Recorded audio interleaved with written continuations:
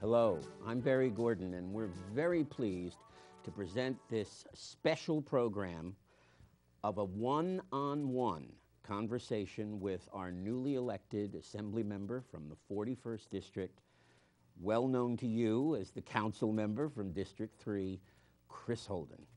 Chris, it's a great pleasure to have you here. Should I call you Assembly Member Holden now? I know we were informal when we talked this. No, it's still Chris. Okay, Yeah. well, Chris, it's really great to see you, and thank you so much for joining us on your world premiere.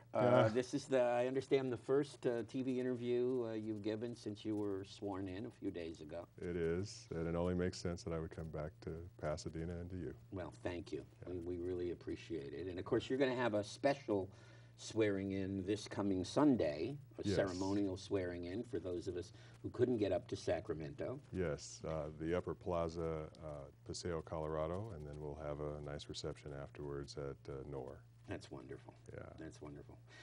Well, you had a pretty easy time. It seemed like a rough primary. It was a pretty tough primary, but you got through it, sailed through it, and of course, then you faced pretty much token opposition, and now you're an Assembly member. Yeah. But this is a new phase of your journey in politics, because the last one lasted a really long time, 23 years? Yes, plus. Plus. Yes. Unbelievable, Yeah. really unbelievable. And how does that feel? I mean, first of all, how does it feel to be somewhere for 23 years?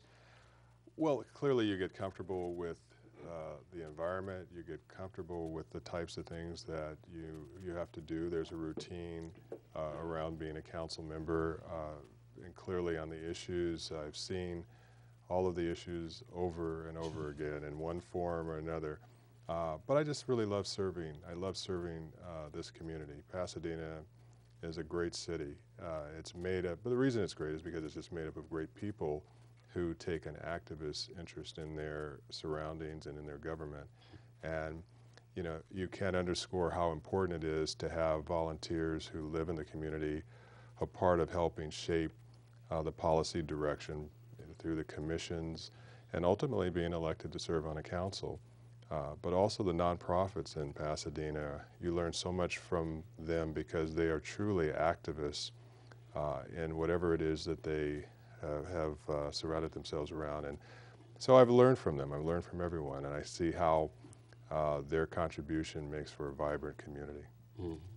You've seen a lot of change on the city council over 23 years, I would imagine. You were telling me a little bit before we went on the air that you've seen a lot of people come and go. Well, it's interesting because when you serve nearly 24 years in that particular position, the only other council member that many will remember was Loretta Glickman, who was the first African-American mayor of the city of Pasadena, and someone who I thought very highly of and respected.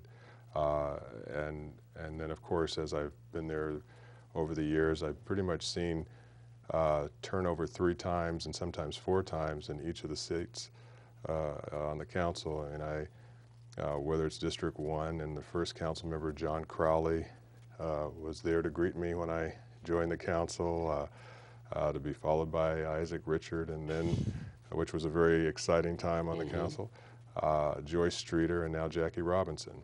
And it's pretty much the same with all the other seats. You know, Rick Cole was there, Rick in District 2, Katie Knack, who has since passed, along with Jess Houston and John. Thought the world of them. Very smart, learned a lot from them, and you know, I take a little bit from each of them that I've learned over the years, and it's helped shape me as a public policy maker. And of course, Bill Bogart has been mayor for a while now. Bill is a long time. Bill is a steady hand. He's a very smart and very capable, and he understands the community very well, and he understands the council well, and he allows the council to function independently, but also corporately in terms of bringing everyone together. How's the council changed over those 23 years? Well, I would say, obviously personalities have changed, but has the overall atmosphere of the council changed? Well, from the standpoint that, every 2 years you had a ceremonial changing of the guard where the mayor, the gavel was passed to the next person's seniority. That certainly is a major change. Having now an elected mayor, and over the last 12 years, Bill doing a great job there. But that is, you would normally see transition after 3 terms, because it usually would take at least 3 terms to get to be mayor, and then you'd have your term for 2 years, and then usually you'd see that particular individual decide not to run for that next term, and so we're that would be a major change. I would say that the issues are sort of similar. Sure. When I joined the council in '89, the issue of growth management was front and center. It's not as a fever pitch as it was then, because I think we made changes through our general plan over the years to accommodate the right kind of growth in the right locations. But there's still concern, obviously, about how Pasadena positions itself going forward.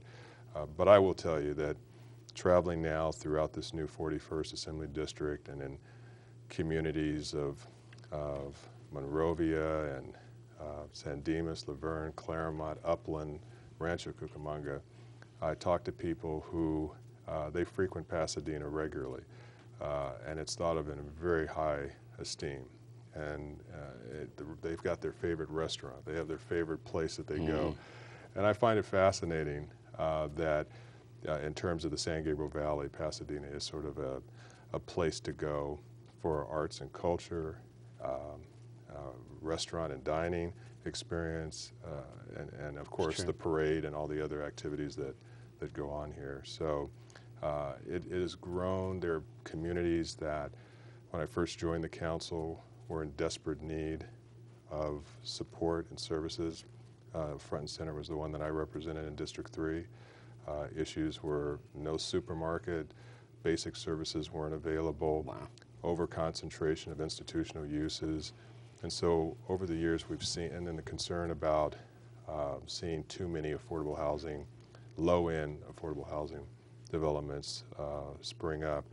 But I think that over the years we've done a good job in creating, addressing the issue of affordable housing, but making it so that it blends in to the neighborhood, that it's not overly dense and populated.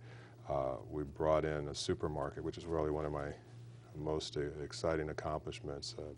The Vaughn supermarket. Inheritage, Oh, it was a big deal. So parks and other things that we've been able to accomplish. And so I'm very proud of what we've been able to do here in the city. Now, of course, everyone knows you as a city council member. You're the only city council member that I've known from District 3. We moved in '95, so people sometimes might forget that your roots go back even more deeply, because, of course, another key thing that we know about you is that you're the son of a very famous Los Angeles politician, Nate Holden, and but your roots in Pasadena go way back. They do. Wow, I grew up in Pasadena. I attended the public schools here. My first school that I attended was Cleveland Elementary, and then on to Washington Elementary, and then I finished up at Madison Elementary. And during that time, at that particular time, the desegregation order was issued to integrate schools across the country, and Pasadena became the first city west of the Mississippi to implement the plan. And so my class was the first to be bused through that integration plan. And so I ended up at, instead of probably Washington Junior High, I was bused to Wilson Junior High in East Pasadena. And then, of course, Pasadena High School. And so it was a wonderful experience for me. I thought it was it worked. I thought that being able to interact and to develop friendships across the city with different communities of interest and backgrounds and cultural differences, I thought was great. Does it surprise you that not maybe not all of the scars have healed from that time. I mean, we still have, I think, vulnerabilities or sensitivities in our communities, and I know that's something when I have talked to folks, they raise, because they would have hoped that would have passed by now. Right. It is disappointing. And I guess one can look at a variety of benchmarks that happened that would maybe cause sort of a shift in terms of the public schools and population. Certainly, there were those in the early years that just took their kids out, moved their families to other cities, and that was how they chose to deal with the change. But as time has gone on, we've seen also how the passage of Proposition 13 sort of pulled resources away from public education, and at least that seems to be the point in time when the pendulum swung. Mm-hmm. And then you could start to see how, and we've always had fantastic private schools in the community, but you could see how the population was sort of shifting a little bit in that respect. And so now we're at a place where it's really the focus is on how do we get the resources back to public schools so that they can have what they need to rise to the high level that I think we all would like to see them perform at. Having said that, we're still doing a fabulous job. I mean, kids are graduating every year and going to some of the best from Pasadena Public Schools, going to some of the best colleges in the country. But I really do think that but what I'm seeing too as the economy has shifted is that families are starting to move back to the public schools. So you're starting to see a more diversified group of young people attending our school system, and I think that's exciting. It really does come down to, I think, the resources and how we can make sure that our public schools work. I mean, people that I went to school with who are products of the public schools have their kids in private schools, and they'll say, well, I want to make sure my kid gets the best education. And I know that they're sensitive to making sure that the kids are integrated and have a great experience from that standpoint. Sure. But it's just something that we have to keep working on. And now, of course, you're looking at it from a different perspective, because now as a state legislator, you have to be thinking in a different way about how to bring the resources to the communities. That's right. And my goal is just to continue having a two-way conversation here. This is, a seat that belongs to the voters of this district, and I want to be out and active and engaged in getting feedback and getting direction, ideas, sure, stimulated from the community. Sure. You actually started a wonderful grassroots program called One Community that I was pleased to be part of for a while, and I know you've had to kind of detach from that, but that certainly, I know you still have that passion to have as much grassroots involvement in decision making as is possible. Right. How are you looking at ways that you're going to bring that attitude into your work in Sacramento? Definitely. I think part of what happens is that public policy gets made so quickly, and sometimes, and not necessarily the case here in Pasadena. We're very transparent and have a very open process. But sometimes it starts, there are battle lines that are drawn before you really are able to get out there and understand all of the essence and elements of some of the issues. And One Community, as an example, kind of brought experts together on both sides of a particular issue, and there was an active engagement with the community to understand and to talk about and hear from people who had clear positions, pro and con, on a particular topic, and to really explore it, just the rawness of the issue, break it apart, put it back together, and let people start to develop their understanding of the issue fundamentally, and then emotionally how they connected to one side or one position versus another. So just seeing that basic element of the public policy forming out of the community was really quite exciting.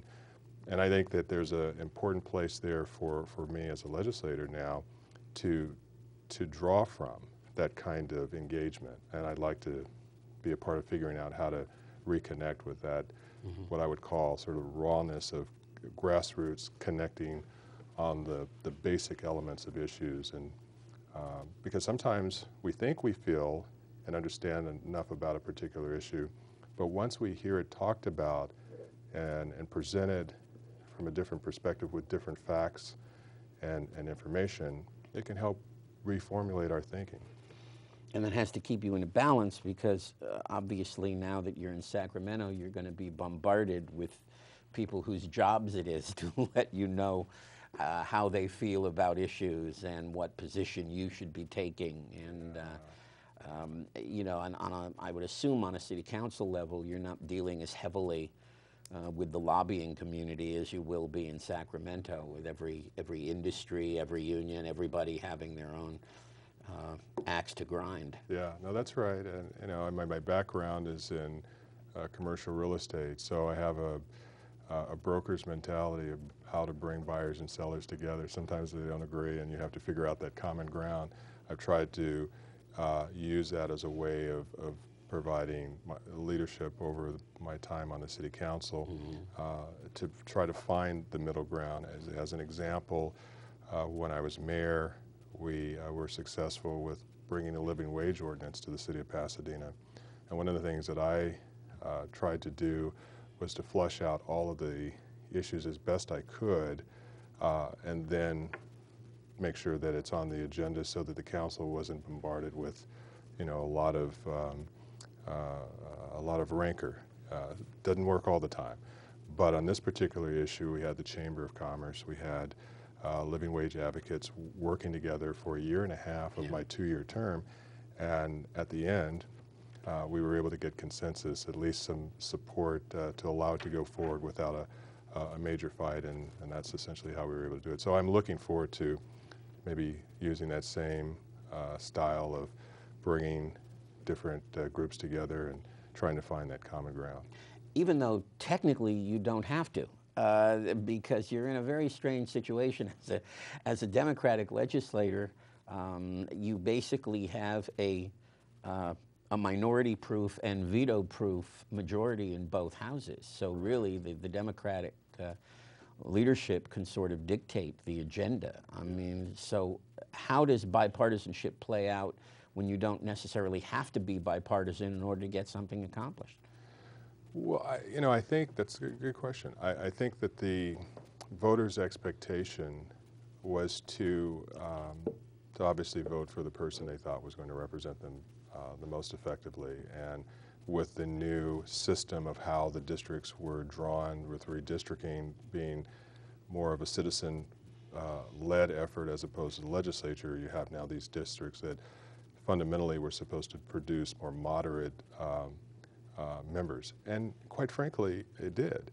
So even within the Democratic caucus, you have sort of the full range of spectrum there. You have very conservative Democrats who come from districts that they have to be, and you have very liberal who come from communities that's just the way that works. So even within the Democratic caucus, there's a recognition that managing this responsibility in a fair and equitable way is going to be the direction to move forward. I think the voters were saying, move off of gridlock, move in a direction, but be judicious in how you do that. Be smart and be inclusive, and that means even inclusive of the Republican members. Voters who sent Republican members to Sacramento want them to be effective as well. They're going to have to move off of maybe a hard line position, and hopefully many will. And I think that those who are on the other extreme within the Democratic Party will have to recognize how sometimes there's going to be that middle ground that we have to find. But generally speaking, I think it gives the Democrats certainly an opportunity to move an agenda forward. I don't think that the voters, after passing Proposition 30, have the appetite to see us come back with any additional tax increases anytime soon. So we have to be able to also look at the overall operation of the state government and figure out how to streamline and still be effective, how to work with business to create growth and opportunity out there to create new jobs. And that's sort of what we've been able to focus on in our very first bill, which is a spot bill, AB 9. Explain for the folks what a spot bill is. Well, it's really just a placeholder. Right. We have a lot of work to do, but it's focusing on economic development. It's recognizing that during this campaign there was a lot of focus on creating jobs and stimulating the economy. And so we want to make sure that we focused, the first thing out the gate was what can we do to make sure that we're focusing on the issues that the people were concerned about. And so we're meeting with labor and business now to try to make sure that we, as we go further in developing that particular bill, the focus will be on economic development. We just want to make sure that it's laser to an area and interest where we can really be most effective in getting people working again. Is that going to be your major area of focus, you think? For now it is. Although I must tell you that I'm high on the list, and right at the top is seeing that the Gold Line is fully funded out to Claremont. Of course. And that is an economic development issue and stimulator as well. That is a major driver for me, and I want to make sure that we have the resources that we were promised and that we follow through as a state on that priority and make sure that that project is complete. Mm-hmm. Well, I guess you're happy that you're not going to have to deal with the NFL anymore. Other than to watch it on Sundays. Other than to watch it, yeah. Right. Well, you know, I'm still a resident of Pasadena. Sure. You know, I still want our council and our city government to do what's right for our city and in the little bit of time that we have left, let me just do a quick city council question for you. Sure, because clearly we had so much problem with getting a permanent home for the NFL in Pasadena, and yet when it came to getting a temporary home for the NFL, it passed with only one negative vote on the council. Right. What do you think the difference was? Because it aren't the same problems there with traffic, with noise, with whatever the complaints were. The same thing is going to be there if they're here 2 years or if they're here 10 years. So. Right. Well, I think that it's always been the fundamental issue that you need revenue, new revenue, to help fund the improvements that were needed for an aging Rose Bowl. So if it's not going to be the NFL on a permanent basis, how do we do this? Right. So the council embarked on the next logical step: can we fund it ourselves? And can we address these issues through a bond? Well, as we've seen, the costs keep going up. And so is there an opportunity now to help cover that gap by bringing in a temporary team? And because it's temporary, I think there's a belief that there's an ending date. What do you want the folks to know as you embark on this new journey as an assembly member? Well, first of all, I'd like to thank those who voted for me. That I certainly don't take for granted that there were choices through this process, and I'm happy that we were able to put out a record of accomplishments. I'm going to work hard and harder if possible to meet those expectations. And there is a lot of, I'm still bullish on California. I really have an exciting view of how great this state can be again.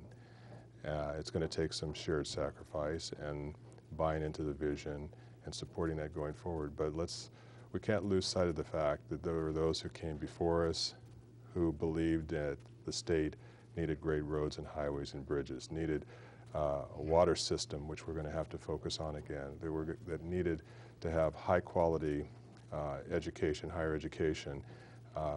These are all gifts that we now have to nurture and grow. And then we have an opportunity to sort of move the ball down the court, if you will, for the future generations. And if we're willing to invest in our future in that way, education first and foremost, then we can be great again. Well, before we leave, we want to put up the website your new website. www.assembly.ca.gov/Holden. So we hope you will not be a stranger. Please, please come visit us as much as you can. And it's always been a great pleasure to get a chance to interview you as a city council member, and I'm looking forward to your years in the assembly. I wouldn't be doing my job as a pundit if I didn't ask you one last question. Do you have any plans after the assembly? Are you looking at Congress? Are you looking at anything else? No, you know what? All I can do is do the best job I possibly can in the new opportunity that I have, and the voters will always decide whether or not it's appropriate and timely to move you to the next level. But that's not what's on my mind at the moment. And I'm sure. Yeah. But I had to ask it anyway. Oh, hey.